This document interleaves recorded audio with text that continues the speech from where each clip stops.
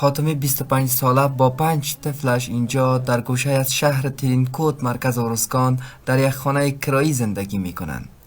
شوهر خاتمه از 10 سال بدین سو به مواد مخدر معتاد شده و بیکار است. خاتمه می گوید که شوهرش دختر 7 سالش را در بدل 6 لک کلدار پاکستانی برای کسی داده است که وی خانم دیگر نیز دارد. وی می گوید این کار را به خاطر اینکه مواد مخدر خریداری کند انجام داده است.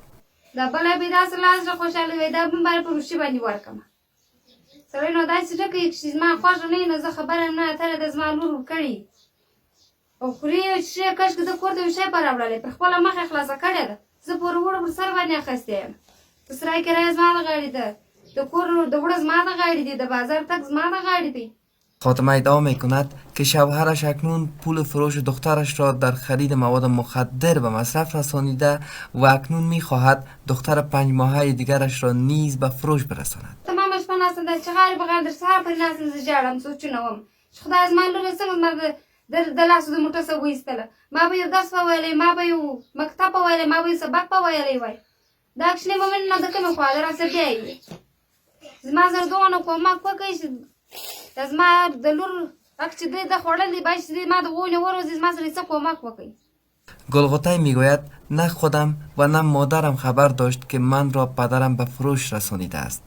وی میگوید که میخواهد به مثل دیگر دختران به مکتب برود. ګیره کور سره وړه ولا د وایله خاورو کړه دا ګی ماته مړه کښ چکرې هغه ما مو وکړه بر ما مور سي وګورځ ما مور ما کې رو پښله بر ما مور د کلاش الچ سره ما باندې کې بوتل په بیلچا وغله بر ما بغیر خلم زی بر په ډبرو سره بر ما مو په کښ دون کې د خون تر کش کړل را وستله مزکی وخل په خونی کې. تلاش کردیم تا در این مورد دیدگاه شوهر خاتمه را نیز داشته باشیم اما موفق به این کار نشدیم. رئیس امور زنان ارزگان میگوید که نگران زندگی خانم‌های افراد مبتلا به مواد مخدر است. د دې ټوله منشأ او منبع کله چې موږ د قضیې څېړو دغه منبع ده چې د تاوتریخوال منځته راوړی دی چې زموږ هغه ورور په نشهیي توګه باندې بوخت دی او هغه نس کولی چې د خپل فامیل سرپرستی وکړي. شمار زیاد از خانواده ها در ارزگان به مثل خانواده خاتمه همین مشکلات را دارند.